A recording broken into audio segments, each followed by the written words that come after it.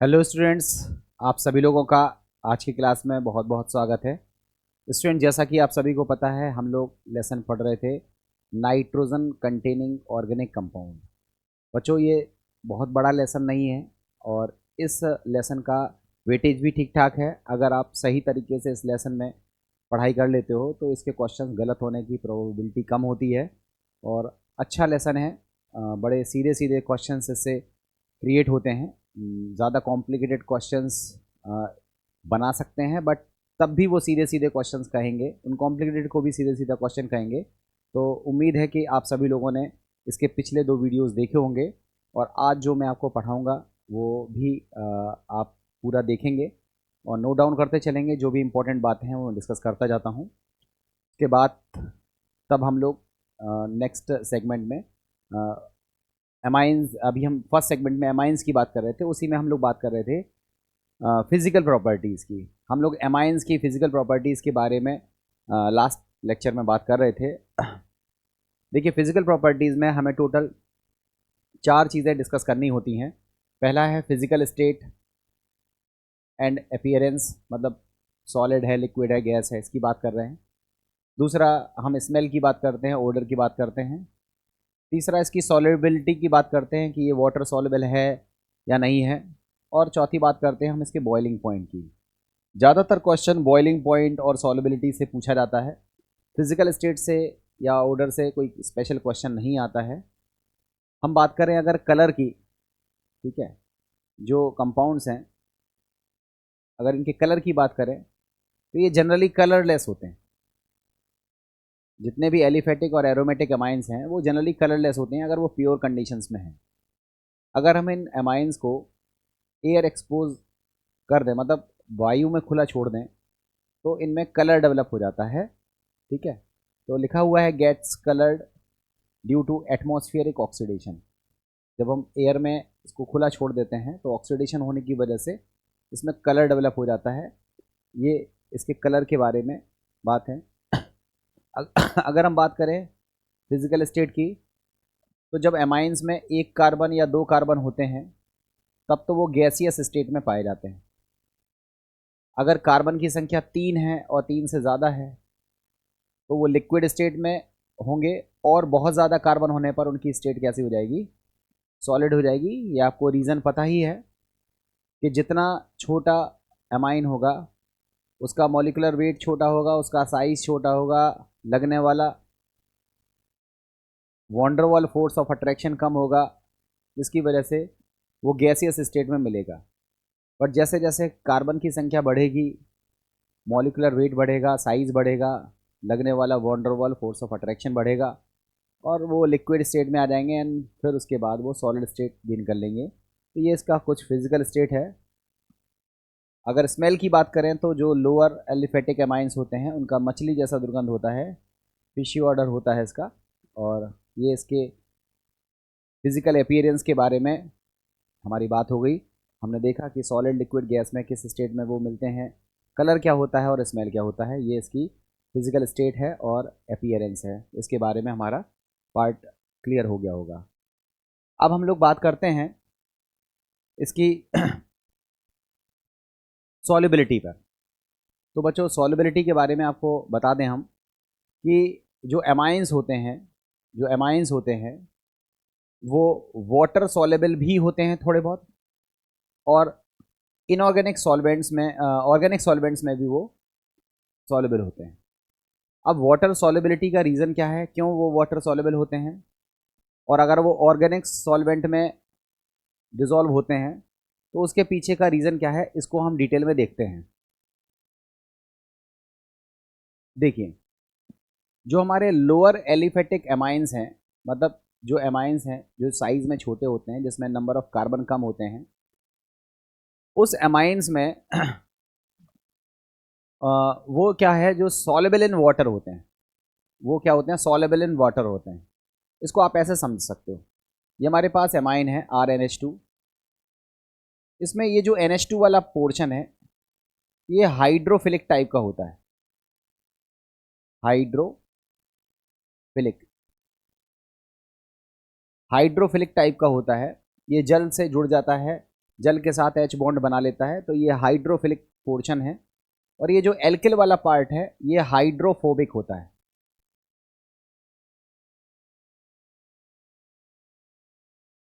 ये hydrophobic type का होता है, मतलब ये जल के साथ जुड़ना नहीं चाहता है। तो जो लोअर एलिफेटिक एमाइंस होंगे उसमें ये R वाला हिस्सा छोटा होगा, एमाइन तो कांस्टेंट है, मतलब एमाइन तो एक ही है। अगर हम सिंगल एमीन की ग्रुप की बात कर रहे हैं तो एल्किल ग्रुप छोटा होगा, तो हाइड्रोफोबिक पार्ट छोटा होगा, हाइड्रोफिलिक पार्ट डोमिनेटिंग हो जाएगा और जल के साथ ये हाइड्रोजन बॉन्ड बनाने लगेगा और इस वजह से ये वाटर सॉल्युबल होगा। अगर R की वैल्यू बढ़ा दें तो फिर NH2 के कंपैरिजन में हाइड्रोफोबिक पार्ट ज़्यादा डोमिनेटिंग हो जाएगा और ये जल के साथ अटैच होना नहीं चाहता, इसलिए ये वाटर सॉल्युबल नहीं होगा। तो ये लिखा हुआ है कि जो लोअर एलिफेटिक एमाइंस होते हैं they are soluble in water, और जो हायर एमाइंस होते हैं वो इनसॉल्युबल इन वाटर होते हैं। ठीक है, रीज़न आपको दिख रहा है, due to the presence of longer hydrophobic chain. ये जो R है ये हाइड्रोफोबिक होता है और इसकी वजह से वो इनसॉल्युबल इन वाटर होते हैं। जो हायर एमाइंस होते हैं वो इनसॉल्युबल होते हैं और जो लोअर एमाइंस होते हैं, एलिफेटिक एमाइंस होते हैं, वो सॉल्युबल होते हैं। ठीक है, अब हम बात करते हैं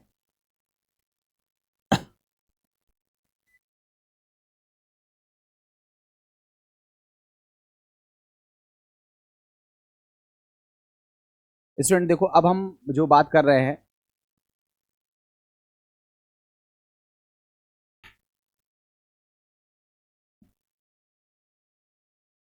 अब हमारी जो बात हो रही है वो डायग्राम से समझ में आ रही होगी। देखो ये एमाइन है, ये H2O के साथ हाइड्रोजन बॉन्ड बना रहा है, तो यहाँ पर एलिफेटिक पोर्शन जो लोअर एलिफेटिक पोर्शन है उसकी कम इफेक्टिवनेस की वजह से ये वाटर सॉल्युबल होता है और हायर वाले वाटर इनसॉल्युबल होते हैं। ये चीज़ समझ में आ गई होगी।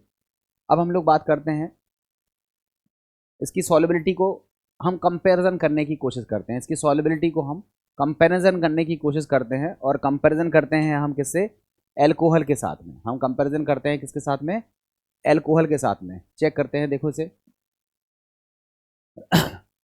ये हमारे पास 4 कार्बन का एल्कोहल है जिसका नाम है ब्यूटेनॉल, और ये 4 कार्बन का एमाइन है जिसको हम क्या बोलते हैं, ब्यूटेनामीन।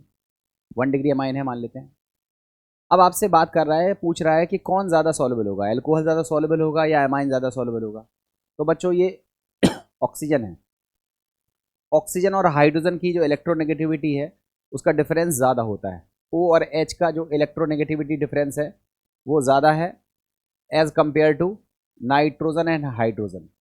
इसकी जो इलेक्ट्रोनेगेटिविटी का डिफरेंस है वो ज़्यादा है और इसकी इलेक्ट्रोनेगेटिविटी का डिफरेंस कम है। वैसे भी चेक कर सकते हो, इसका 3.5 होता है पाउलिंग स्केल पर, इसका 2.1 होता है, और इसका 3.0 होता है और इसका 2.1 होता है। तो इलेक्ट्रोनेगेटिविटी का डिफरेंस एल्कोहल के केस में ज़्यादा है, इसलिए एल्कोहल जो हाइड्रोजन बॉन्ड का फॉर्मेशन करेगा वो हाइड्रोजन बॉन्ड जो होंगे वो स्ट्रॉन्ग हाइड्रोजन बॉन्ड होंगे, और स्ट्रॉन्ग हाइड्रोजन बॉन्ड होने की वजह से इनके बीच में लगने वाला जो फोर्स ऑफ अट्रैक्शन है वो ज़्यादा होगा, तोड़ने में ज़्यादा एनर्जी लगेगी। दैट मीन्स बॉइलिंग पॉइंट ज़्यादा होगा किसका, एल्कोहल का। तो यही लिखा हुआ है, लिखा है higher electronegativity difference between O and H।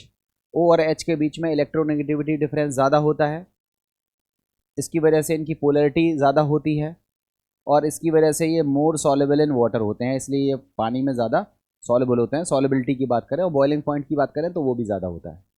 ठीक है, अब यहाँ पर देखो comparatively less electronegativity difference between nitrogen and hydrogen. Amine के केस में नाइट्रोजन और हाइड्रोजन के बीच में इलेक्ट्रोनेगेटिविटी का डिफरेंस कम पाया जाता है, जिसकी वजह से इनमें जो पोलैरिटी है वो कम होती है, डिक्रीज इन पोलैरिटी, पोलैरिटी कम पाई जाती है। इसकी वजह से they are less soluble in water, ये पानी में क्या होते हैं, कम सॉल्युबल होते हैं। यही वजह है butane 1 is more soluble in water than butane 1 amine. तो एल्कोहल जो है वो करस्पॉन्डिंग एमाइन के कंपैरिजन में ज़्यादा सॉल्युबल होते हैं वाटर में। क्यों होते हैं उसका रीज़न आपको यहाँ समझ में आ गया होगा। ठीक है, अब देखते हैं सॉल्युबिलिटी के बारे में थोड़ा सा एक चीज़ और बता दें कि हमारे पास एमाइन 1 डिग्री है, फिर 2 डिग्री अमाइन भी होते हैं, 3 डिग्री अमाइन भी होते हैं। तो जो 1 डिग्री अमाइन होते हैं उनमें हाइड्रोजन बॉन्डिंग ज़्यादा होती है। क्यों ज़्यादा होती है? 1 डिग्री अमाइन में आप सभी को पता है RNH2 होता है, तो यहाँ दो दो हाइड्रोजन मौजूद हैं। मगर जब हम सेकेंडरी अमाइन की बात करते हैं तो नाइट्रोजन से केवल एक हाइड्रोजन मौजूद रहता है, और जो टर्सरी अमाइन है उसमें तो एक भी हाइड्रोजन मौजूद नहीं है। तो आप देखो 1 डिग्री अमाइन में नंबर ऑफ हाइड्रोजन ज़्यादा हैं, और नंबर ऑफ हाइड्रोजन ज़्यादा होने की वजह से ये ज़्यादा हाइड्रोजन बॉन्ड बनाएगा और ज़्यादा हाइड्रोजन बॉन्ड बनाने की वजह से ये वाटर सॉल्युबल ज़्यादा होगा। 1 डिग्री अमाइन ज़्यादा सॉल्युबल होते हैं as compared to 2 degree amine, as compared to 3 degree amine. ये चीज़ यहाँ लिखी हुई है, लिखा है amines are soluble in less polar non polar organic solvent. ये तो पता ही है क्योंकि इसमें हाइड्रोफोबिक पार्ट होता है, जिसकी वजह से ये ऑर्गेनिक सॉल्वेंट में भी कुछ हद तक डिसॉल्व हो जाते हैं, और ये उसका रीज़न आपको यहाँ पर दिख रहा होगा। ठीक है अब हम बात करते हैं यहाँ पर 1 degree and 2 degree amines are engaged in intermolecular hydrogen bonding between nitrogen atom और one and hydrogen atom of another molecule. ठीक है, ये आपस में भी हाइड्रोजन बॉन्ड का फॉर्मेशन करते हैं। ये यहाँ डायग्राम से शो हो रहा है।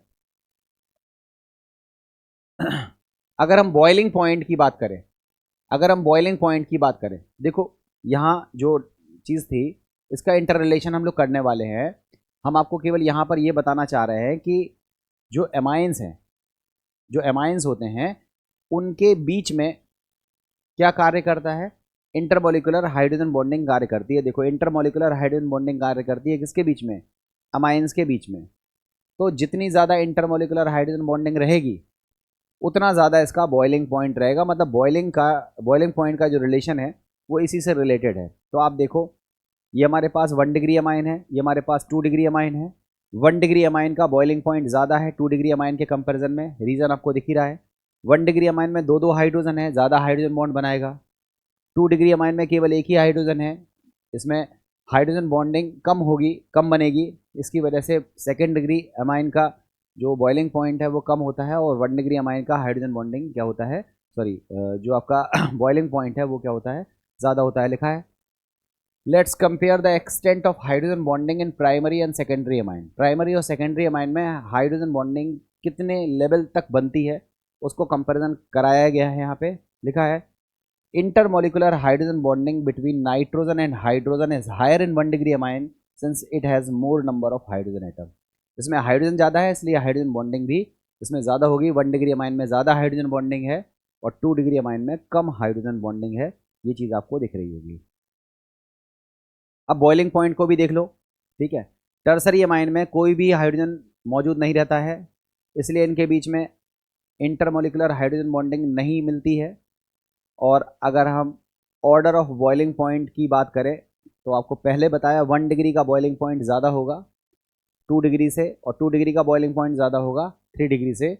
तो अगर हम यहाँ पर C3H7NH2 या C3H9N, ये हमारे पास एक मॉलिक्यूलर फॉर्मूला है। इससे हमें 3 कार्बन का या 4 कार्बन की बात करेंगे। यहाँ पर आपको 4 कार्बन का दिया हुआ है। ठीक है, तो हम 4 कार्बन का ले लेते हैं। C4H11N, ये एक मॉलिक्यूलर फॉर्मूला है, और इस मॉलिक्यूलर फॉर्मूले से आप 3 एमाइन बना सकते हो। ये वाला भी बना सकते हो, ये वाला भी बना सकते हो, और ये वाला भी बना सकते हो। C4H9 था, बता दिया।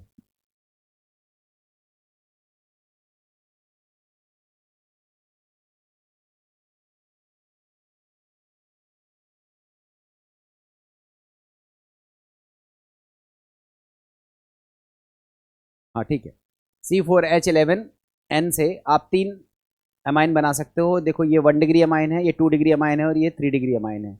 आपको पता है कि 1 डिग्री अमाइन में नाइट्रोजन से दो दो हाइड्रोजन जुड़े हुए हैं, 2 डिग्री अमाइन में नाइट्रोजन से एक हाइड्रोजन जुड़ा हुआ है, और 3 डिग्री अमाइन में नाइट्रोजन से कोई भी हाइड्रोजन नहीं जुड़ा है। तो यहाँ पर एक्सटेंट ऑफ हाइड्रोजन बॉन्ड ज़्यादा होने की वजह से इसका बॉइलिंग पॉइंट सबसे ज़्यादा होगा। उसके बाद नंबर आएगा 2 डिग्री का, और सबसे कमज़ोर हाइड्रोजन बॉन्ड किस में देखा जाएगा, 3 डिग्री में। इवन हाइड्रोजन बॉन्ड इसमें नहीं बनता है, इसलिए बॉइलिंग पॉइंट भी सबसे कम किसका होगा, टर्सरी अमाइन का। ये बॉइलिंग पॉइंट का इसमें सीक्वेंस है, ये आपको समझ में आ गया होगा। इसको आप डायग्रामेटिकली भी देख सकते हो। देखो, प्राइमरी अमाइन जो कि ब्यूटेनामाइन है, उसका जो बॉइलिंग पॉइंट है वो 350.8 केल्विन है। जब हम सेकेंडरी अमाइन की बात करते हैं तो बॉइलिंग पॉइंट घट के 329.3 केल्विन हो जाता है, और अगर हम टर्सरी अमाइन की बात करते हैं तो और घट के 310.5 केल्विन हो जाता है। तो इस तरह से आप बॉइलिंग पॉइंट का क्रम भी डिसाइड कर सकते हो, ये भी आपसे पूछा जाता है। अब बच्चों यहाँ पर हम बात करें केमिकल रिएक्शंस ऑफ एमाइंस की, ठीक है। केमिकल रिएक्शन ऑफ एमाइंस की अगर हम बात करें तो आपको यहाँ पर हम बता दें कि एमाइंस चूँकि अमोनिया का डेरिवेटिव ही होता है एक तरह से कह लो, और चूँकि अमोनिया के पास लोन पेयर ऑफ इलेक्ट्रॉन है, एमाइंस के पास भी लोन पेयर ऑफ इलेक्ट्रॉन है, और इस लोन पेयर ऑफ इलेक्ट्रॉन की वजह से, इस लोन पेयर ऑफ इलेक्ट्रॉन की वजह से, इस लोन पेयर ऑफ इलेक्ट्रॉन की वजह से जो हमारा अमाइन होते हैं, अगर लोन पेयर डोनेट करेगा तो अमाइंस जो है वो बेस की तरह भी बिहेव करते हैं, और चूंकि ये इलेक्ट्रॉन रिच स्पीशीज़ हैं तो वो न्यूक्लियोफाइल की तरह भी बिहेव करते हैं। मतलब जो हमारे पास एमाइंस होते हैं वो न्यूक्लियोफाइल और बेस दोनों की तरह से बिहेव करते हैं। ये चीज़ आपको समझनी चाहिए, सीखनी चाहिए। और ऐसा क्यों होता है, इसमें लोन पेयर ऑफ इलेक्ट्रॉन की वजह से होता है, और लिखा भी है presence of unshared pair of electrons over nitrogen. Nitrogen के पास जो अनशेयर्ड पेयर ऑफ इलेक्ट्रॉन मौजूद होते हैं, जिसको हम लोन पेयर नाम दे रहे हैं, इसकी वजह से responsible for nucleophile and basic nature of amines. जो अमाइंस होते हैं उनका जो बेसिक कैरेक्टर आता है वो भी इस लोन पेयर की वजह से आता है, और जो वो न्यूक्लियोफाइल की तरह बिहेव करते हैं वो भी इसी वजह से करते हैं, इस लोन पेयर की वजह से करते हैं। यहाँ पर अगर हम बात करें केमिकल रिएक्टिविटी की तो it depends upon degree of amines. अब आपको पता है कि 1 डिग्री अमाइंस में एक एल्किल ग्रुप होता है, 2 डिग्री अमाइन में 2 एल्किल ग्रुप होते हैं, 3 डिग्री अमाइन में 3 एल्किल ग्रुप होते हैं। और एल्किल ग्रुप कैसा है इलेक्ट्रॉन रिलीजिंग ग्रुप की तरह बिहेव करता है। ये प्लस आई इफेक्ट को शो करता है, जिसकी वजह से बहुत सारी प्रॉपर्टीज़ जो है केमिकल प्रॉपर्टीज़ हैं वो डिपेंड करती हैं। पता चला 1 degree amine fast reaction show कर रहे हैं, 2 degree amine slow reaction show कर रहे हैं, या 2 डिग्री फास्ट रिएक्शन शो कर रहे हैं, 1 डिग्री स्लो रिएक्शन शो कर रहे हैं। तो ये डिपेंड करता है कि डिग्री ऑफ एमाइंस क्या है। तो कहने का सेंस ये है कि जो एमाइंस हैं उस एमाइंस में जो नाइट्रोजन होता है, उस नाइट्रोजन के पास लोन पेयर की प्रेजेंस की वजह से वो बेसिक कैरेक्टर भी शो करता है और न्यूक्लियोफाइल की तरह भी बिहेव भी करता है।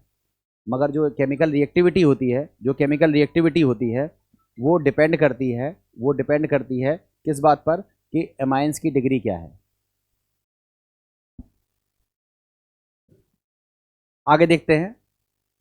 अब हम रिएक्टिविटी की बात कर रहे हैं, एमाइंस की केमिकल रिएक्शंस के बारे में बात कर रहे हैं। तो रिएक्टिविटी में सबसे पहले हम देखेंगे कि एमाइंस जो है वो बेस की तरह कब बिहेव करते हैं और न्यूक्लियोफाइल की तरह कब बिहेव करते हैं। बेस की तरह जब बिहेव करेंगे तो वो अपना लोन पेयर डोनेट करेंगे, और लोन पेयर डोनेट करेंगे जब हाइड्रोजन के साथ इसकी डोनेट करेंगे तो ये बेस की तरह बिहेव करेंगे। और देख सकते हो आप इसमें अमोनियम आयन का फॉर्मेशन होता हुआ दिखेगा, या एल्किल अमोनियम आयनों का फॉर्मेशन होता हुआ दिखेगा। और जब ये इलेक्ट्रोफिलिक सेंटर पर अटैक करेंगे तो ये बिहेव करेंगे एज ए न्यूक्लियोफाइल की तरह बिहेव करेंगे। इस तरह से ये एक डायग्राम से आप इसको सीख सकते हो। हम लोग सबसे पहले बात करेंगे केमिकल रिएक्शंस की। तो केमिकल रिएक्शंस में हमने टोटल रिएक्शंस को इतने भागों में पढ़ना है। जो एमाइन की केमिकल रिएक्शंस हैं वो कुल मिलाकर के इतनी हैं। इनको आप ध्यान से देखोगे तो आपको खुद ही पता चल जाएंगे, सारी रिएक्शंस इसमें शामिल हैं। अगर एमाइंस जो है वो बेस की तरह बिहेव करेंगे तो इसकी कुछ ऐसी रिएक्शन होंगी जिसमें वो बेसिक नेचर को शो करेंगे। Reactions due to basic nature, जो एमाइंस का बेसिक नेचर होता है उसकी वजह से जो रिएक्शंस देखने के लिए मिलेंगी वो एक कैटेगरी की रिएक्शन है। जैसे अगर हम एसिड के साथ रिएक्शन कराएं तो वो सॉल्ट बनाएगा, ये जो रिएक्शन है वो इस कैटेगरी में जाएगी। अगर हमारा एमाइंस जो है वो न्यूक्लियोफाइल की तरह बिहेव कर रहा है तो इसकी इतनी सारी रिएक्शन है। उनमें सबसे पहले हम पढ़ेंगे एल्काइलेशन, फिर पढ़ेंगे एसाइलेशन। इस एसाइलेशन में हम शॉर्टन बॉर्मन रिएक्शन को देखेंगे।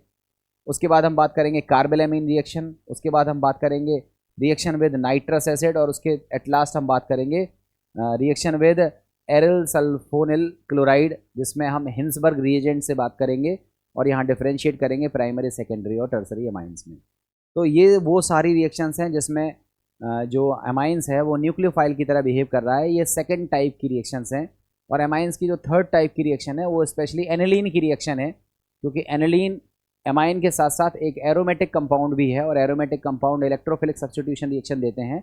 इसलिए एनिलीन की कुछ स्पेशल रिएक्शन होती हैं जो कि होती हैं इलेक्ट्रोफिलिक सब्स्टिट्यूशन रिएक्शन। तो ये भी हम लोगों को स्टडी करनी है। मतलब ओवरऑल हमारे पास अगर हम एमाइन की रिएक्शन की बात करें तो एमाइंस की दो तरह की रिएक्शंस हैं। जब वो बेस की तरह बिहेव करता है एक तो वो रिएक्शन है, और दूसरा जब वो न्यूक्लियोफाइल की तरह बिहेव करता है तो दूसरी टाइप की वो रिएक्शन है। जब न्यूक्लियोफाइल की तरह बिहेव करता है तो वो रिएक्शंस हमें टोटल 5 रिएक्शंस पढ़नी है। Alkylation, acylation, carpal amine, reaction with nitrous acid और हिंसबर्ग रिएजेंट या जिसको हम बोलते हैं एरल बेंजीन सल्फोनिल क्लोराइड के साथ रिएक्शन। इन 5 रिएक्शंस से हमारी न्यूक्लियोफाइलिक कैरेक्टर की तरह जो बिहेव करता है वो रिएक्शंस कंप्लीट हो जाएगी। और बेस वाली रिएक्शन तो सिंपल है, वो भी आपको सीखनी है। तो इन सभी को देखते हैं। सबसे पहले हम लोग बात करते हैं बेसिक नेचर ऑफ एमाइंस। जो एमाइंस हैं उनका नेचर कैसा होता है, बेसिक होता है। वो बेसिक नेचर एमाइंस का होता है। इसको जस्टिफाई करने के लिए आप देखो, हमारे पास एमाइन है, उसकी रिएक्शन अगर हम एसिड से करा दें, HCl वगैरह से करा दें, तो एसिड बेस की रिएक्शन से क्या बनता है, सॉल्ट। सॉल्ट का बनना इस बात का इंडिकेशन है, एसिड के साथ सॉल्ट का बनना इस बात का इंडिकेशन है कि हो ना हो एमाइंस जो है वो बेसिक नेचर की होती है।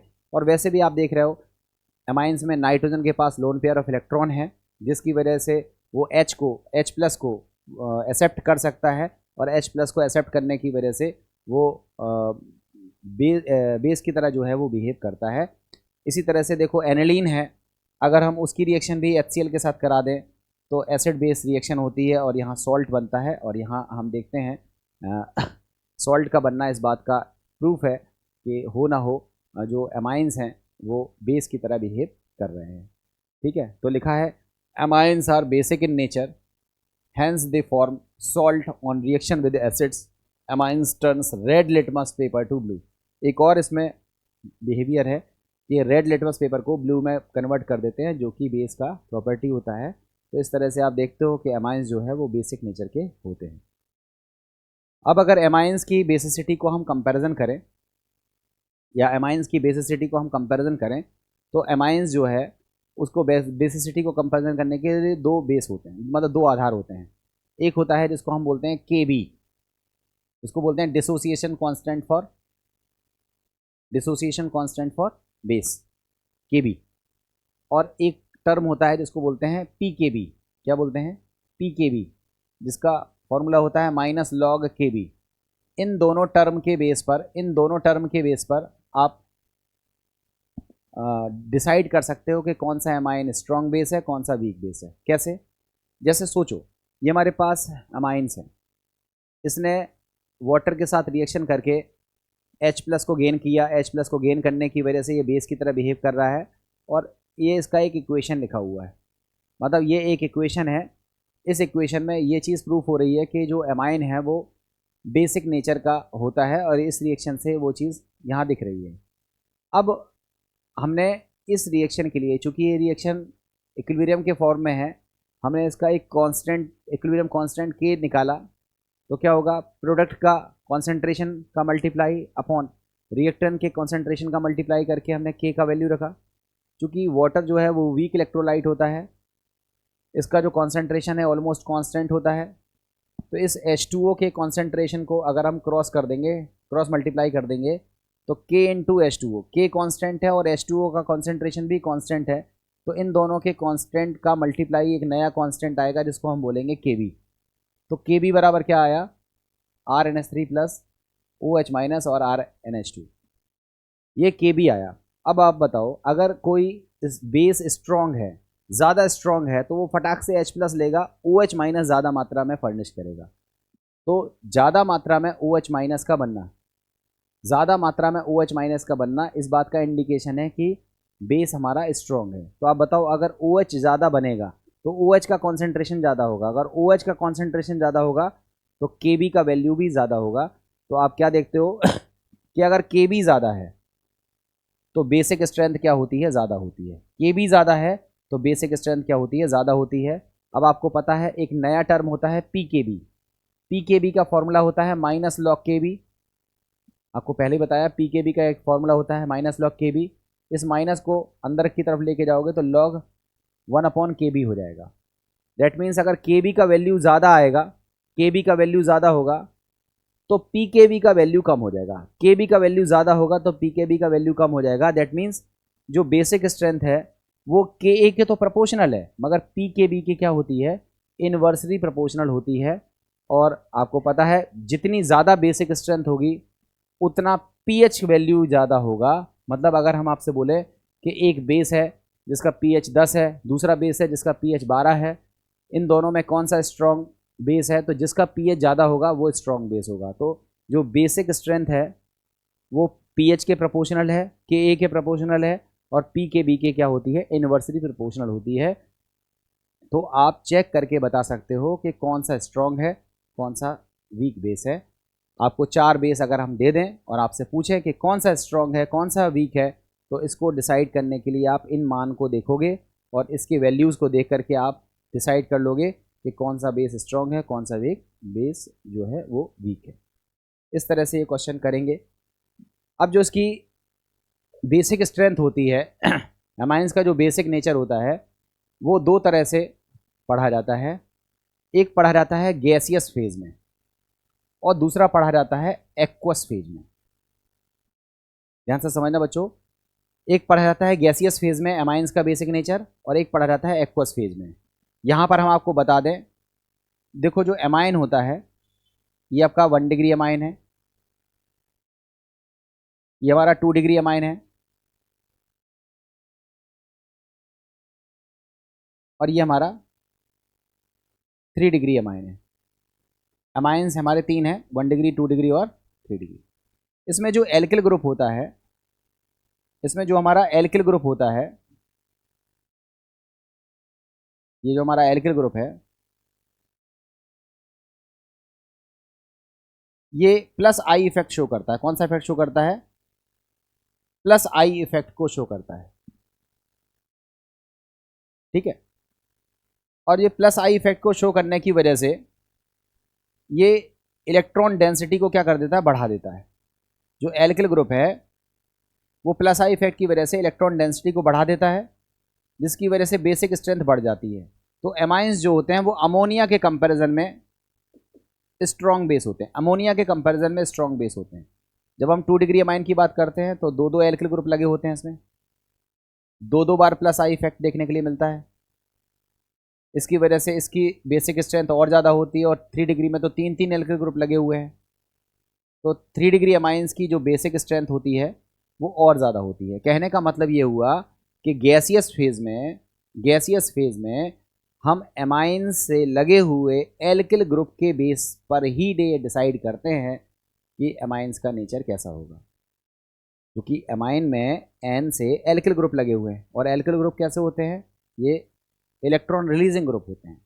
मीन्स ये प्लस आई इफेक्ट शो करते हैं, और प्लस आई इफेक्ट शो करने की वजह से क्या होता है, ये नाइट्रोजन की इलेक्ट्रॉन डेंसिटी को बढ़ा देते हैं, और नाइट्रोजन की इलेक्ट्रॉन डेंसिटी बढ़ाने की वजह से इसका बेसिक स्ट्रेंथ बढ़ जाता है, क्योंकि इसकी इलेक्ट्रॉन डोनेट करने की टेंडेंसी बढ़ जाती है। इलेक्ट्रॉन की उपलब्धता यहाँ पर ज़्यादा हो जाती है नाइट्रोजन के पास, इसकी वजह से इसकी बेसिक स्ट्रेंथ बढ़ जाती है। तो अमोनिया से ज़्यादा स्ट्रॉन्ग बेस होता है 1 डिग्री, 1 डिग्री से ज़्यादा स्ट्रॉन्ग होता है 2 डिग्री, और 2 डिग्री से ज़्यादा कौन होता है, 3 डिग्री। केवल एक ही फैक्टर होता है जो एमाइंस की बेसिक स्ट्रेंथ को डिसाइड करता है, वो है factors electron releasing power of alkyl group. जितना ज़्यादा इलेक्ट्रॉन रिलीजिंग पावर होगा एल्किल ग्रुप का, उतनी ही ज़्यादा उसकी बेसिक स्ट्रेंथ होगी। मगर जैसे ही हम बात करते हैं एक्वस फेज की, तो यहाँ पर 3 इफेक्ट काम करते हैं, 3 इफेक्ट काम करते हैं जो बेसिक स्ट्रेंथ को डिसाइड करते हैं। पहला पॉइंट तो वही electron releasing power of alkyl group है, वो डिसाइड करेगा। दूसरा होता है स्टेरिक हिंड्रेंस। ये जो एल्किल ग्रुप है उनका साइज बड़ा होता है, बिगर होता है, स्टेरिक हिंड्रेंस दूसरा फैक्टर है। और तीसरा फैक्टर होता है सॉल्वेशन इफेक्ट। अगर हम एक्वस मीडियम की बात करेंगे तो जो H2O है वो चारों तरफ अमाइंस के मॉलिक्यूल्स के चारों तरफ इकट्ठा हो जाता है, क्योंकि ये हाइड्रोजन बॉन्ड का फॉर्मेशन करने लगता है। इसकी वजह से हम क्या देखते हैं कि सॉल्वेशन इफेक्ट भी देखने के लिए मिलता है। तो ओवरऑल 3 फैक्टर्स यहाँ पर दिखाई देते हैं। पहला है electron releasing power of alkyl group, दूसरा है स्टेरिक हिंड्रेंस, और तीसरा होता है सॉल्वेशन इफेक्ट। इन 3 इफेक्ट के कंबाइंड रिजल्ट से जो एक्वस फेज है उसमें बेसिक स्ट्रेंथ का डिसाइड होता है कि कौन ज़्यादा स्ट्रांग होगा, कौन वीक होगा।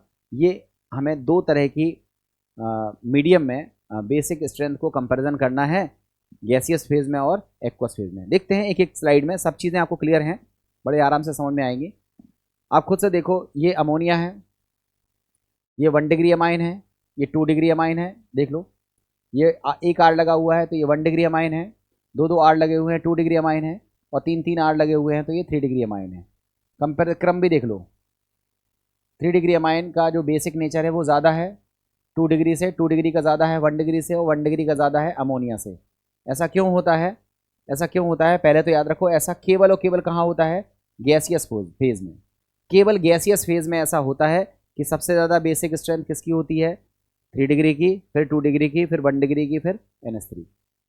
ऐसा क्यों होता है उसका रीज़न समझने के लिए आप आगे देखो। आप देखो 2 मिनट के लिए यहाँ पर, अगर हम कहें कि अमोनिया बेस है तो अमोनिया प्रोटॉन को एक्सेप्ट करेगा, प्रोटॉन को ग्रहण करेगा, ये बनेगा। तो ये क्या है? बेस। और इस बेस ने जब प्रोटॉन ग्रहण कर लिया तो ये जो बन गया इसको बोलते हैं कॉन्जुगेट एसिड। ये बन गया हमारा कॉन्जुगेट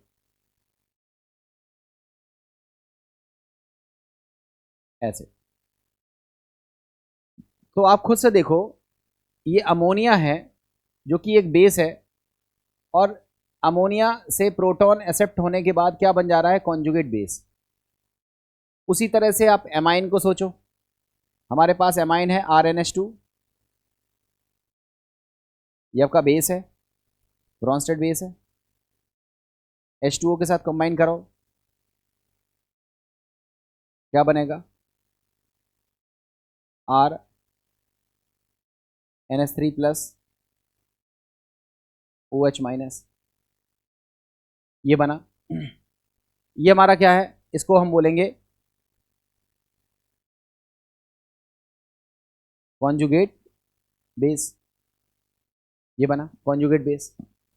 तो आपने क्या देखा कि जो अमाइंस होते हैं, जैसे अमोनिया प्रोटॉन को ग्रहण करने के बाद कॉन्जुगेट बेस बनाती है, उसी तरह से अमाइन भी प्रोटॉन को गेन करने के बाद क्या बनाते हैं? कॉन्जुगेट बेस बनाते हैं। अब सोचो कि कॉन्जुगेट बेस अगर स्टेबल है, कॉन्जुगेट बेस अगर स्टेबल है तो इक्विलिब्रियम फॉरवर्ड डायरेक्शन में जाएगा, ज़्यादा OH बनेंगे, और ज़्यादा OH बनेंगे इस मीन्स बेसिक कैरेक्टर उसका ज़्यादा होगा। आप इसको ऐसे सोच सकते हो। तो आप खुद से सोचो कि ये हमारे पास अमोनिया है, ये प्राइमरी अमीन है, ये सेकेंडरी अमीन है, ये टर्सरी अमीन है। अगर इसमें हम H+ ऐड कर दें तो बताओ यहाँ क्या बनेगा? यहाँ बनेगा NH4+।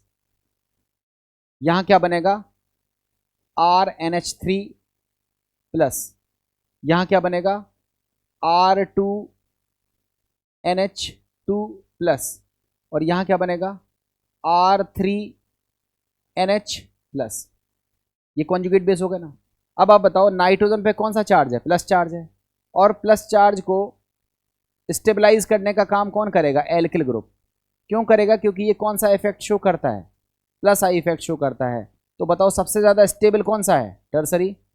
उसके बाद कौन सा स्टेबल है? सेकेंडरी। उसके बाद कौन सा स्टेबल है? प्राइमरी। और सबसे कम स्टेबल कौन सा है? अमोनिया। ये ज़्यादा स्टेबल है, ये ज़्यादा स्टेबल है, इसका मतलब ये ज़्यादा बनेगा, ये ज़्यादा बनेगा। इसका मतलब जो टर्सरी अमाइन है वो H+ को गेन करेगा ज़्यादा तेज़ी से as comparison to secondary, as comparison to 1 degree, as comparison to ammonia. तो यहाँ पर प्रोटॉन को गेन करने की जो कैपेसिटी है वो ज़्यादा होगी, क्योंकि ये स्टेबल अमोनियम आयन बना रहा है, एल्किल अमोनियम आयन बना रहा है। और जब ये प्रोटॉन की गेन करने की स्टेबिलिटी टेंडेंसी जब ज़्यादा शो करेगा, तो इसका मतलब इसका बेसिक नेचर क्या हो जाएगा, ज़्यादा हो जाएगा। तो आप खुद से देखो यहाँ पर ये बेसिक नेचर का क्रम है और ये उसके कॉन्जुगेट बेस की स्टेबिलिटी का क्रम है। देखो लिखा है order of stability of conjugate acid, ये कॉन्जुगेट एसिड की स्टेबिलिटी का क्रम है। और इसी कॉन्जुगेट बेस की स्टेबिलिटी के बेस से ही हम लोग अमाइंस के बेसिक बिहेवियर को कंपैरिजन कर सकते हैं। लिखा है conjugate acid get stabilize due to dispersion of positive charge on nitrogen by the plus I effect of alkyl group. देखो बड़ा आराम से समझने की कोशिश करो, ये R है, ये NH3+ है, ये 1 डिग्री अमाइन है। इसमें ये जो R है ये कौन सा इफेक्ट शो करेगा, प्लस आई इफेक्ट। ये इलेक्ट्रॉन को डोनेट करेगा, इलेक्ट्रॉन को रिलीज करेगा, और इलेक्ट्रॉन रिलीज की वजह से इसकी पॉजिटिव चार्ज की वैल्यू क्या होने लगेगी, घटने लगेगी। और पॉजिटिव चार्ज की वैल्यू घटने लगेगी, दैट मीन्स इसको स्टेबिलिटी आने लगेगी। तो एक एल्किल ग्रुप एक बार स्टेबिलिटी लाता है। अगर दो दो एल्किल ग्रुप हम लगा दें, अगर हम दो दो एल्किल ग्रुप लगा दें तो यहाँ स्टेबिलिटी थोड़ी सी और ज़्यादा मिलेगी, क्योंकि दो दो एल्किल ग्रुप लगे हुए हैं। और तीन तीन ग्रुप लगा दें तो स्टेबिलिटी और ज़्यादा हो जाएगी। तो अमोनिया से ज़्यादा स्टेबल 1 डिग्री, उससे ज़्यादा स्टेबल 2 डिग्री और उससे ज़्यादा 3 डिग्री होता है। और स्टेबिलिटी ज़्यादा होने की वजह से ये ज़्यादा बनेगा। ज़्यादा कब बनेगा, जब ये ज़्यादा H+ गेन करेगा, इसलिए इसका बेसिक कैरेक्टर ज़्यादा होता है 2 डिग्री से, 1 डिग्री से और अमोनिया से। तो बच्चों ज़्यादा आपको दिमाग नहीं लगाना है, सीधा सीधा समझना है कि अगर हम बोले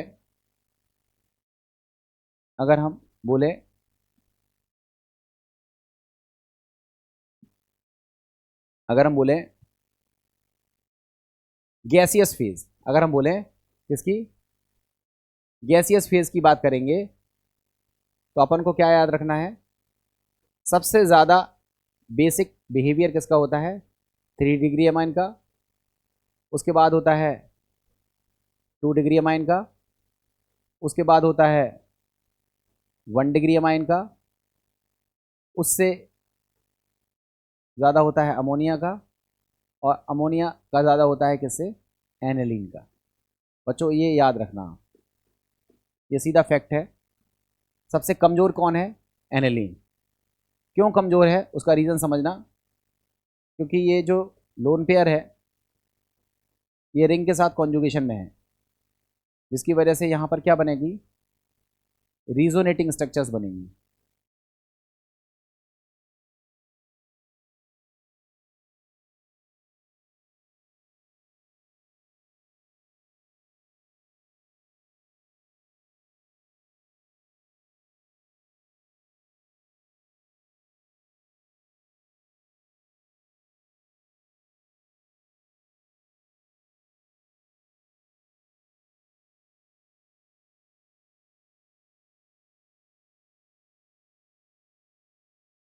इस तरह के रीजोनेटिंग स्ट्रक्चर्स बनेंगे, जिसकी वजह से जो लोन पेयर है वो डोनेट करने के लिए अवेलेबल नहीं हो पाएगा।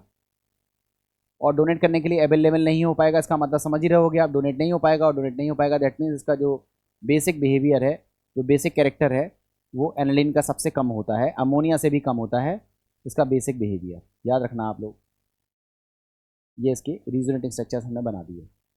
तो बच्चों इस फैक्ट को आप याद रखना कि अगर हम गैसियस फेज़ की बात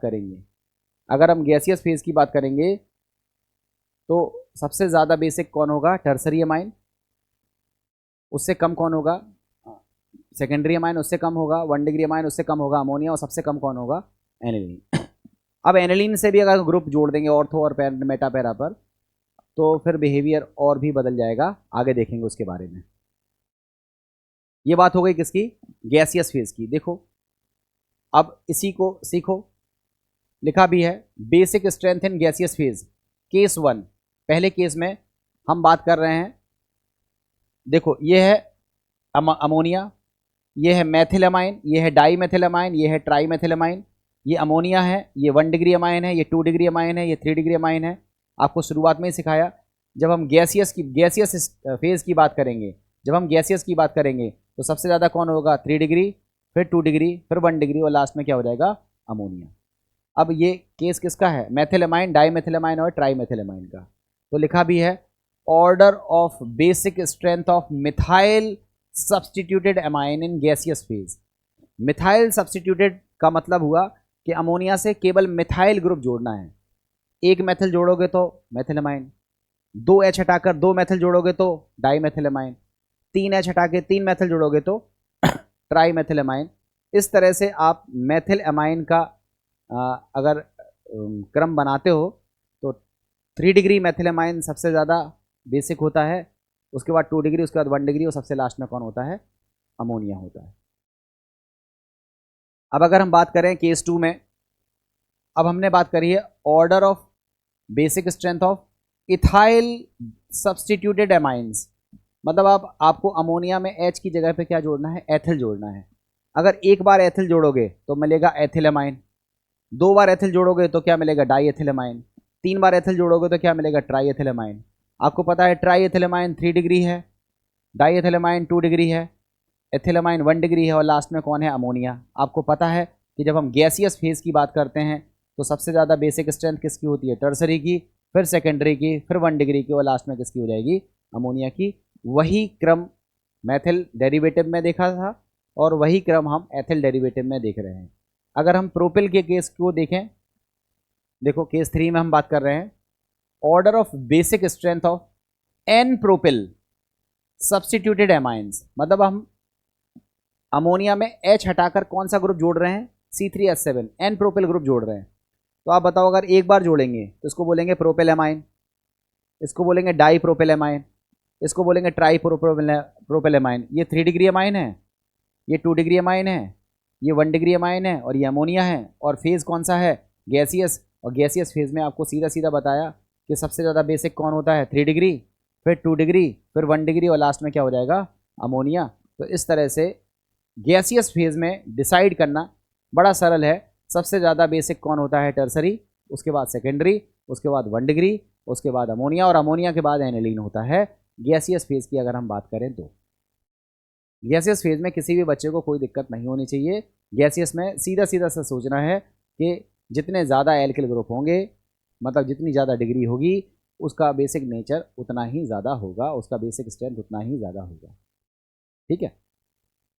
अब समस्या आती है जब हम बात करते हैं एक्वस फेज की। देखो लिखा भी है basic strength in aqueous medium.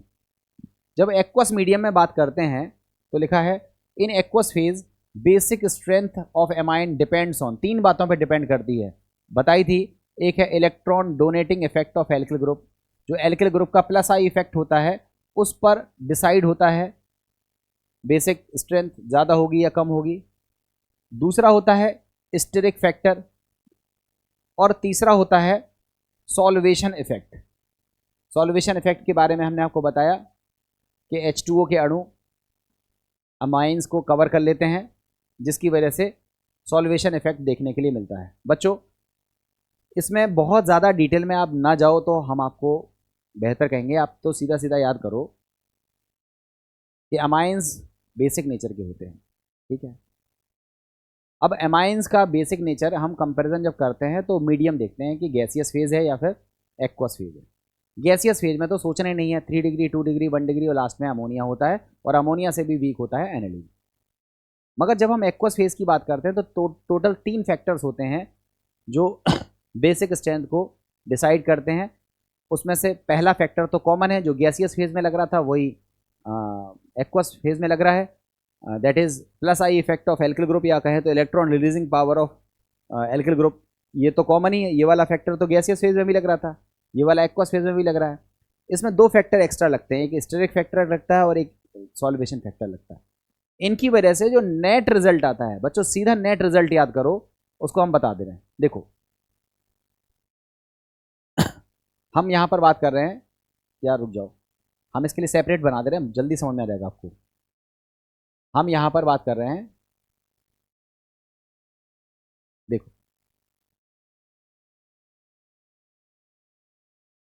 Gaseous phase की बात कर रहे हैं, और यहां पर बात करेंगे एक्वस फेज की बात करेंगे।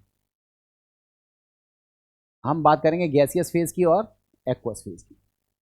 देखो, गैसियस फेज में सीधा सीधा क्रम होता है 3 डिग्री, 2 डिग्री, 1 डिग्री, अमोनिया। ये फिक्स क्रम होता है। यहां फिक्स क्रम नहीं है, यहां फिक्स क्रम नहीं है। अब इसके केस लेते हैं। पहले केस में आपको सिखाया था मिथाइल डेरिवेटिव, मिथाइल डेरिवेटिव। इसमें क्या सिखाया था? 3, 2, 1 अमोनिया।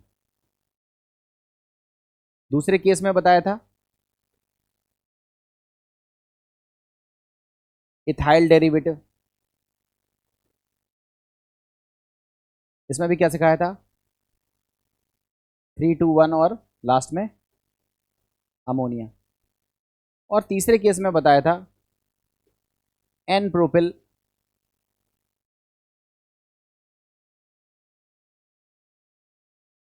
डेरिवेटिव। इसमें भी क्रम क्या था? 3, 2, 1 और लास्ट में अमोनिया। ये बेसिक स्ट्रेंथ का क्रम था, ये तीनों आपने सीखा था। अब अगर हम बेसिक स्ट्रेंथ के बाद एक्वस फेज की बात करें तो यहां पर 3 अलग अलग केस आएंगे फॉर मिथाइल,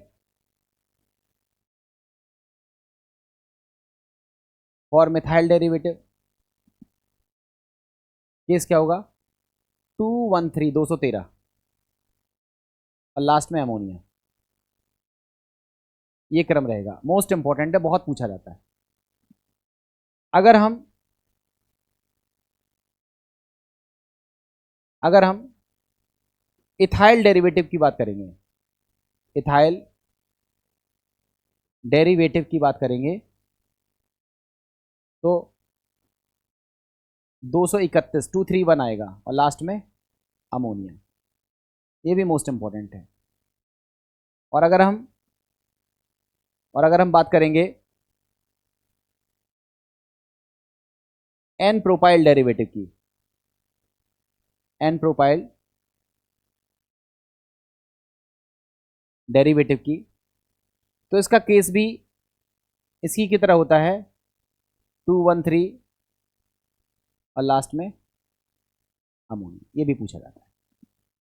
तो बच्चों, ये नेट समरी है। इस समरी को अगर आप याद रखोगे तो आने वाली 5-10 स्लाइडें आपको बड़े आराम से समझ में आएंगी। कुछ भी नहीं है उसमें कठिन, आपको बड़ी जल्दी जल्दी समझ में आता जाएगा।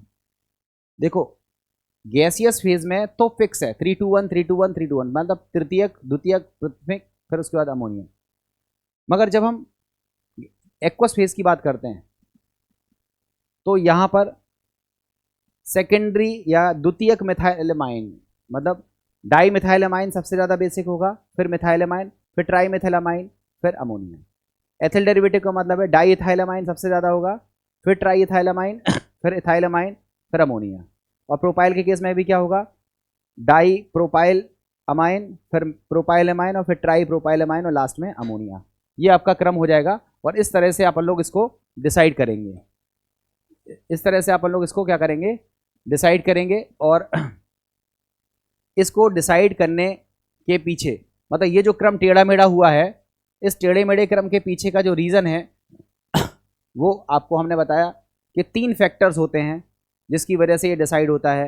Electron donating effect of alkyl group, एक तो इसकी वजह से डिफरेंसेस आएंगे, स्टिरिक इफेक्ट भी साथ में लगता है, और सॉल्वेशन इफेक्ट भी साथ में लगता है। इन 3 इफेक्ट की वजह से जो नेट रिजल्ट होता है वो अलग तरह का देखने के लिए मिलता है एक्वस मीडियम में।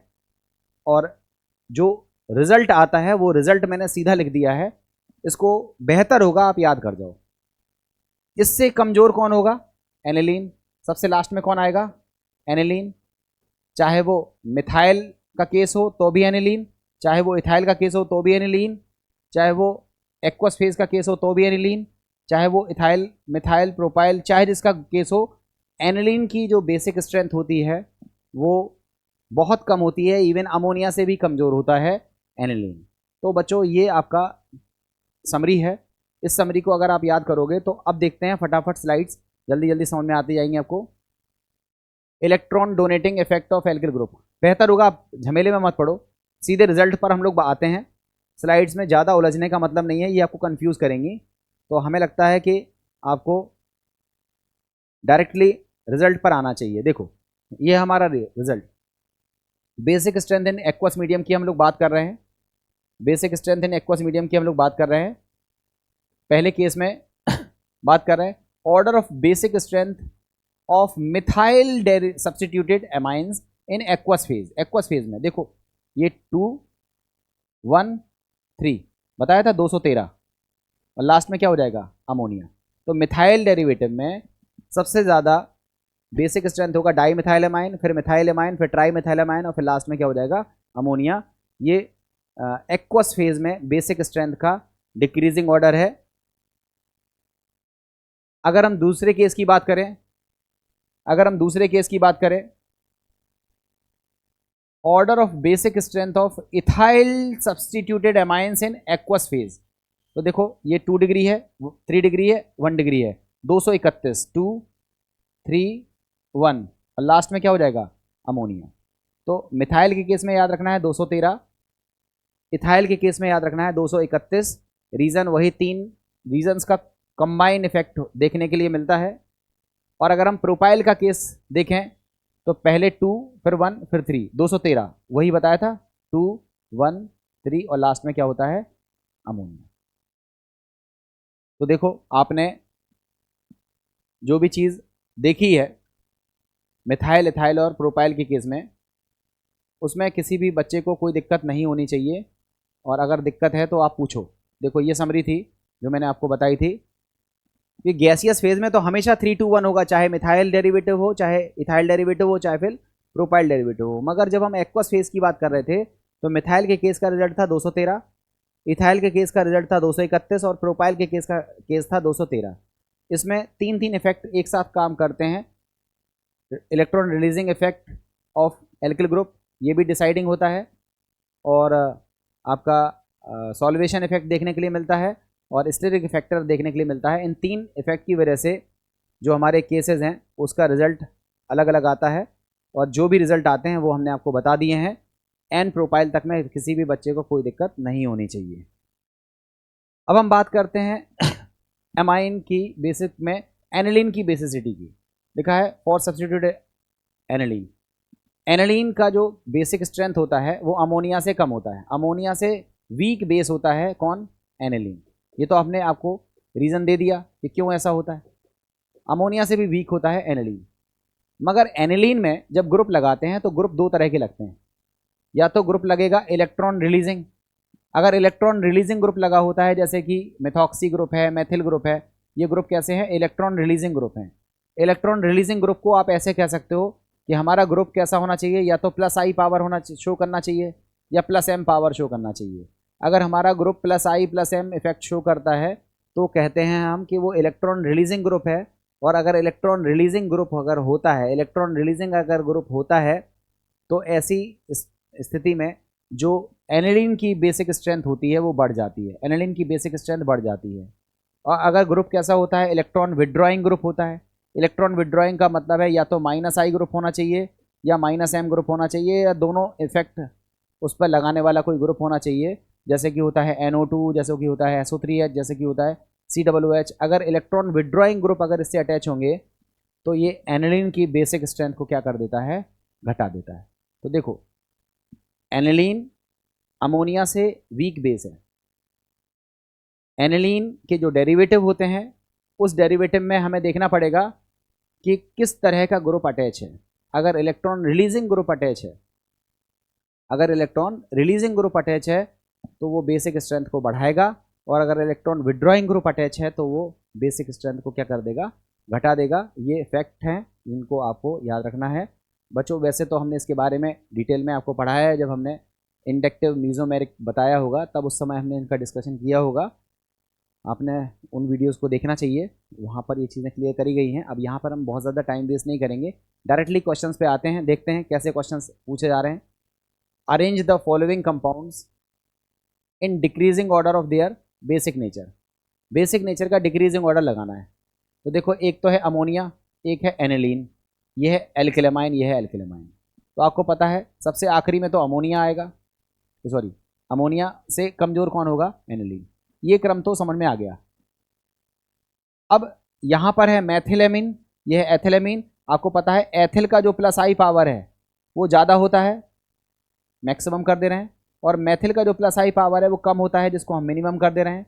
और प्लस आई पावर की वजह से इलेक्ट्रॉन डेंसिटी बढ़ती है, तो सबसे ज़्यादा इलेक्ट्रॉन डेंसिटी किस केस में रहेगी, सबसे ज़्यादा इलेक्ट्रॉन डेंसिटी एथिल के केस में रहेगी। तो सबसे ज़्यादा बेसिक स्ट्रेंथ किसका होगा, एथिलेमाइन का। सबसे ज़्यादा बेसिक स्ट्रेंथ किसका होगा, एथिलेमाइन का।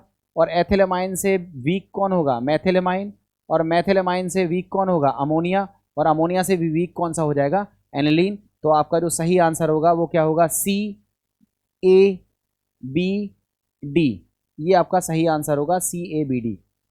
अगर आपको डिक्रीजिंग ऑर्डर लगाना था तो डिक्रीजिंग ऑर्डर आ जाएगा सी ए बी डी। इस तरह से क्वेश्चन किया जाएगा। देखो, उसी आंसर को यहाँ पर एक्सप्लेन किया हुआ है। मेथिलमाइन का plus I effect relatively less है, इथाइल का प्लस आई इफेक्ट रिलेटिवली ज़्यादा है। इसमें एच का कोई इफेक्ट नहीं होता, ना प्लस आई ना माइनस आई, इसलिए सबसे ज़्यादा एथाइल, फिर मिथाइल, फिर अमोनिया। और अमोनिया से भी वीक कौन सा हो जाएगा, एनिलीन। एनिलीन वीक क्यों हो जाएगा, क्योंकि ये लोन पेयर जो है वो रिंग में डीलोकलाइज हो जाएगा, और रिंग में डीलोकलाइज होने की वजह से इसकी जो अवेलेबिलिटी है डोनेट करने के लिए वो घट जाएगी, और एनिलीन जो है वो वीक बेस की तरह बिहेव करेगा। लिखा है in aniline there is delocalization of unshared pair of electron on benzene ring, hence basic strength decreases. इसलिए बेसिक स्ट्रेंथ इसकी क्या होती है, डिक्रीज कर जाती है। और डीलोकलाइजेशन देखो इस तरह से होता है। डीलोकलाइजेशन की वजह से आपका फाइनल क्रम क्या होगा, पहले इथाइल एमाइन, फिर मिथाइल एमाइन, फिर अमोनिया, और अमोनिया से भी वीक कौन सा हो जाएगा, एनिलीन। तो इस तरह से आपको बेसिक स्ट्रेंथ क्लियर हो गई होगी। एक बेसिक स्ट्रेंथ का क्वेश्चन और है, उसको भी देख लेते हैं। लिखा है बेसिक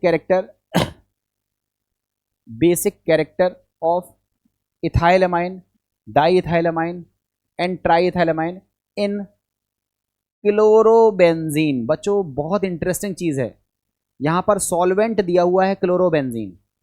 यहाँ सॉल्वेंट क्लोरोबेंजीन देने का मतलब है कि यहाँ फेज गैसियस नहीं है, जैसे गैसियस फेज होती है वो नहीं है, यहाँ एक्वस फेज भी नहीं है, क्योंकि हमारा जो सॉल्वेंट है वो वाटर नहीं है बल्कि क्या है, क्लोरोबेंजीन है। और क्लोरोबेंजीन एक तरह का कह लो कि नॉन पोलर सॉल्वेंट होता है, और नॉन पोलर सॉल्वेंट होता है इनऑर्गेनिक ऑर्गेनिक सॉल्वेंट होता है, जिसकी वजह से वहाँ हाइड्रोजन बॉन्डिंग का तो काम ख़त्म हो गया। वहाँ पर जो है हाइड्रोजन बॉन्डिंग इफेक्ट देखने के लिए नहीं मिलेगा। वहाँ पर सिंपली जैसे गैसियस फेज का रिजल्ट होता है वही फेज लागू होता है, मतलब 3 डिग्री, 2 डिग्री, 1 डिग्री। मतलब सबसे ज़्यादा स्ट्रॉन्ग बेस कौन सा होगा, 3 डिग्री, फिर 2 डिग्री और फिर 1 डिग्री। इस तरह से केस आता है। तो आप बताओ, सबसे ज़्यादा 3 डिग्री, फिर 2 डिग्री, फिर 1 डिग्री, ये आपका केस होगा। ये देखो ट्राईइथाइलमाइन, फिर डाईइथाइलमाइन, और ये मेथिल एथाइलमाइन। ये 3 डिग्री है, 2 डिग्री है, 1 डिग्री है। तो यही रिजल्ट ए वाला हमारा फाइनल रिजल्ट होगा। इसको और समझने के लिए आप इसके आंसर को क्लियरिफाई कर सकते हो। देखो, इसके आंसर को मैं रिपीट कर दे रहा हूँ, पढ़ दे रहा हूँ, इससे आपको खुद ही क्लियर हो जाएगा। Here solvent given is chlorobenzene. यहाँ सॉल्वेंट क्या है, क्लोरोबेंजीन है। So amines are in liquid phase. तो एमाइंस लिक्विड फेज में होंगे, not in gaseous phase. Gaseous में नहीं होंगे, तो एक काम तो खत्म हो गया, ये गैसियस फेज का दिमाग में नहीं लाना है। अब लिखा है इन प्रेजेंस ऑफ क्लोरोबेंजीन। जब हम क्लोरोबेंजीन को एज ए सॉल्वेंट लेते हैं, hydrogen bonding is not possible. Hydrogen bonding नहीं लगती है between the protonated amines and the solvent. मतलब सॉल्वेंट हाइड्रोजन बॉन्डिंग का फॉर्मेशन नहीं करता है एमाइंस के साथ।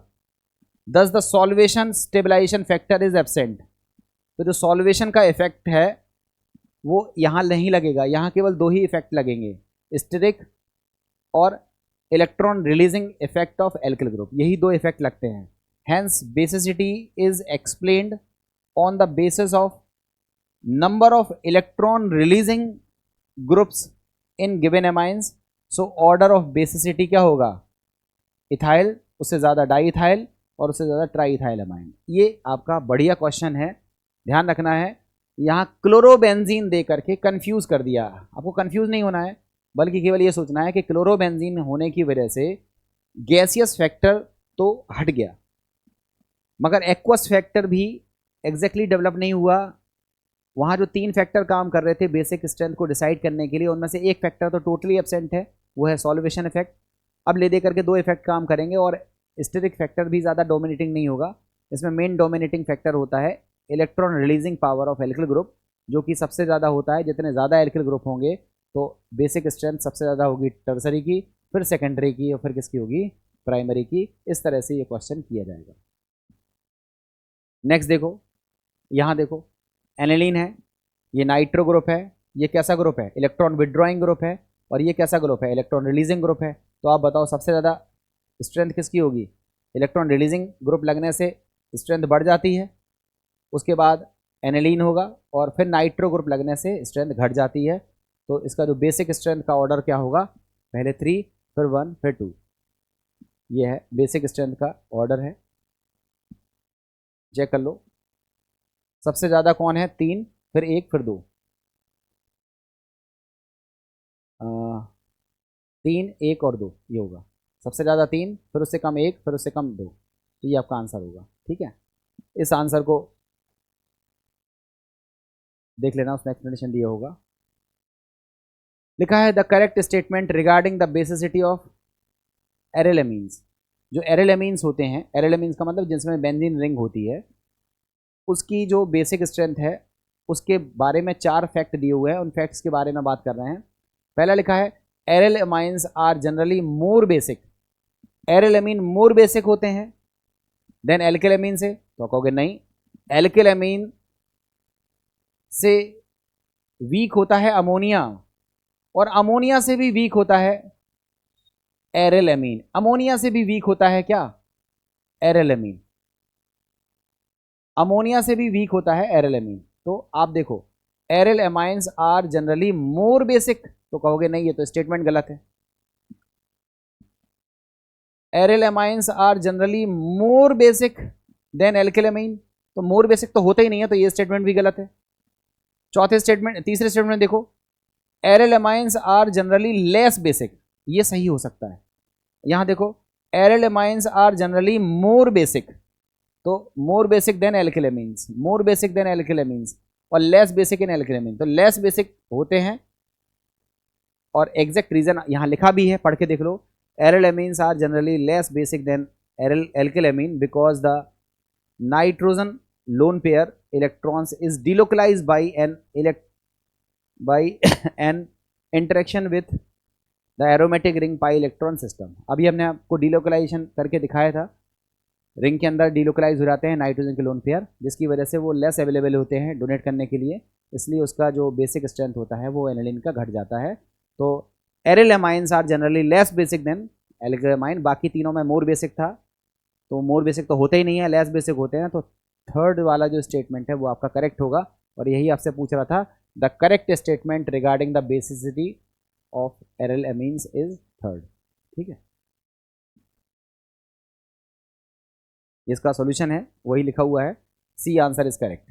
ठीक है, अब देखो एक क्वेश्चन और देखते हैं।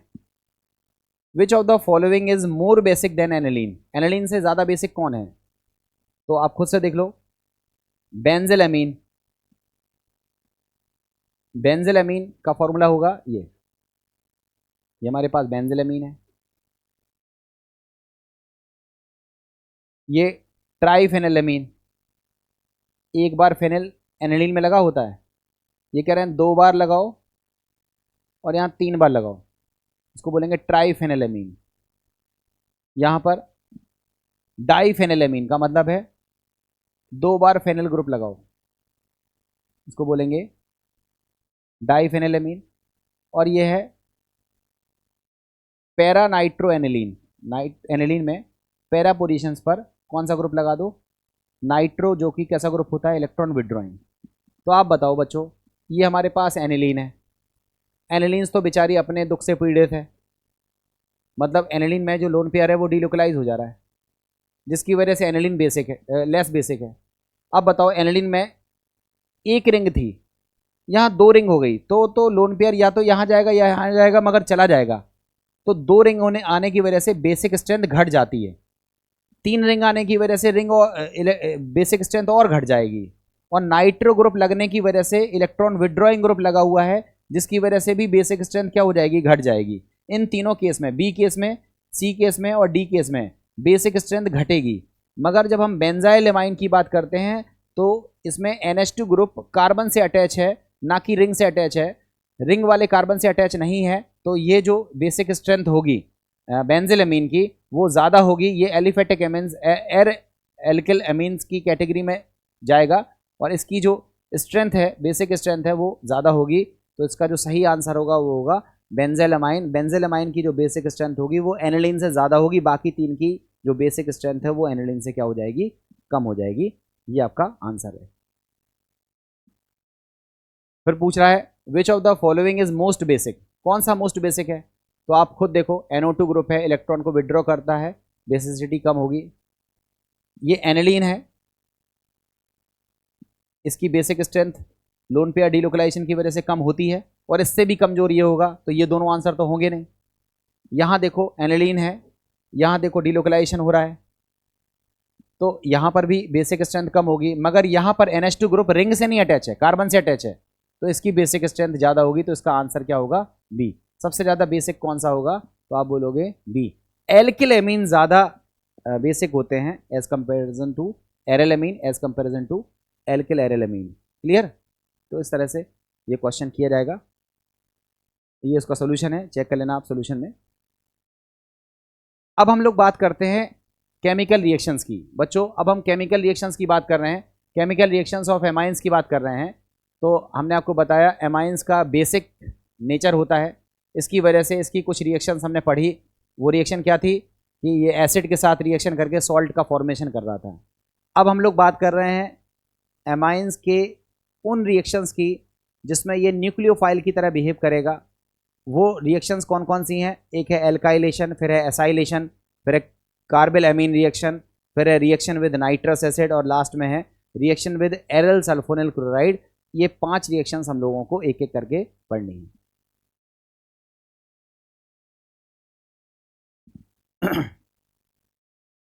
इन 5 रिएक्शंस को हमें एक एक करके पढ़ना है। तो हम लोग इसमें से फर्स्ट रिएक्शन देख लेते हैं, एल्काइलेशन। जल्दी से देख लेते हैं एल्काइलेशन, ज़्यादा बड़ी रिएक्शन नहीं है, आपने पढ़ा भी होगा। हमने आपको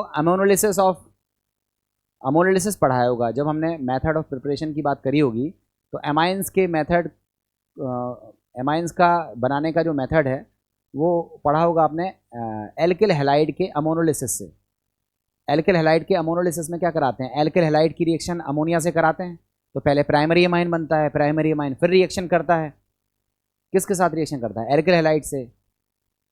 तो 2 डिग्री एमाइन बनता है, 2 डिग्री एमाइन फिर से रिएक्शन करता है, किससे, एल्किल हैलाइड से, तो बनता है 3 डिग्री एमाइन। तो primary amine, 2 degree amine, 3 degree amine बनाने का जो मेथड आपने पढ़ा था, जिसको आप बोलते हैं अमोनोलिसिस ऑफ एल्किल हैलाइड, वही रिएक्शन है ये। बस उस रिएक्शन में हम स्टार्टिंग जहाँ से कर रहे थे वो यहाँ दिखाई है, देखो amines undergo alkylation on a reaction with alkyl halide. देखो एल्किल हैलाइड की रिएक्शन हमने अमोनिया से कराई, ये HX हट गया। देखो एल्किल हैलाइड की रिएक्शन अमोनिया से कराई, HX हट गया, और क्या बन गया, 1 डिग्री एमाइन। अब ये जो 1 डिग्री एमाइन बना है, ये फिर से न्यूक्लियोफाइल की तरह बिहेव करेगा, इस पर फिर से अटैक करेगा, न्यूक्लियोफाइल की तरह अटैक करेगा। तब SN रिएक्शन दोबारा से होगी, SN2 रिएक्शन दोबारा से होगी, और आपको क्या मिल जाएगा, 2 डिग्री एमाइन। फिर ये जो 2 डिग्री एमाइन बना है उसकी शॉर्ट ट्रिक कैसे कर सकते हो, एल्किल हैलाइड का X निकलेगा और सेकेंडरी एमाइन का H निकलेगा। तो आप प्राइमरी एमाइन का H निकलेगा, तो आपको जो मिलेगा वो क्या मिलेगा, सेकेंडरी एमाइन। अब सेकेंडरी एमाइन की फिर से रिएक्शन होगी, देखो ये सेकेंडरी एमाइन है, फिर से रिएक्शन होगी। सेकेंडरी एमाइन में जो नाइट्रोजन है वो फिर से लोन पेयर अपना डोनेट करेगा, लोन पेयर का अटैक होगा, दैट मीन्स न्यूक्लियोफाइल का अटैक होगा, SN2 रिएक्शन दोबारा से होगी, और अब आपको क्या मिलेगा, 3 डिग्री एमाइन। इसकी भी शॉर्ट ट्रिक कैसे देख सकते हो, एल्किल हैलाइड का X और सेकेंडरी अमाइन का H निकल जाता है और लास्ट में क्या मिल जाता है, 3 डिग्री अमाइन। तो आपने देखा कि हमने अमाइन से क्या बनाया, सेकेंडरी अमाइन, और फिर सेकेंडरी अमाइन से क्या बनाया, टर्सरी अमाइन बनाया। बनाने के लिए हमने किसका यूज़ किया, RX, एल्किल हैलाइड का यूज़ किया। तो एल्किल हैलाइड ने नाइट्रोजन का H हटाया और एल्किल ग्रुप खुद अटैच हो गया, तो इसको बोलते हैं alkylation of amines. Alkyl group attach हो गया नाइट्रोजन से, तो इसको हम बोलते हैं एल्काइलेशन ऑफ एमाइन। और एल्काइलेशन ऑफ एमाइन एक ऐसी रिएक्शंस हैं जिसमें प्राइमरी अमाइन को सेकेंडरी अमाइन में, सेकेंडरी अमाइन को टर्सरी अमाइन में कन्वर्ट करते हैं। और एल्काइलेशन ऑफ एमाइन को कराने के लिए हमें अमाइंस की रिएक्शन एल्किल हैलाइड के साथ करानी होती है, तो हमें प्राइमरी अमाइन से सेकेंडरी अमाइन, सेकेंडरी अमाइन से टर्सरी अमाइन प्राप्त होता हुआ दिखता है, और इस प्रोसेस को बोलते हैं एल्काइलेशन ऑफ एमाइन। और इस रिएक्शन में जो हमारा एमाइन होता है वो न्यूक्लियोफाइल की तरह बिहेव करता है। ये रिएक्शन आपने पढ़ी हुई है। अब हम बात करते हैं एसाइलेशन ऑफ एमाइंस की। तो बच्चों, जो एसाइलेशन ऑफ एमाइंस है उसको हम लोग नेक्स्ट क्लास में कवर करेंगे। एसाइलेशन ऑफ एमाइन में हम एमाइड्स बनाएंगे और एल्किल क्लोराइड से एमाइन के साथ रिएक्शन करा के एमाइड बनाना है, इसको बोलते हैं शॉर्टन बर्मन रिएक्शन। ये पूछी जाती है, हम इसके बारे में भी डिस्कस करेंगे। तो इस टॉपिक के बारे में और बची हुई रिएक्शंस के बारे में हम नेक्स्ट क्लास में डिस्कस करते हैं। तो उम्मीद है कि आपको आज की क्लास समझ में आ गई होगी।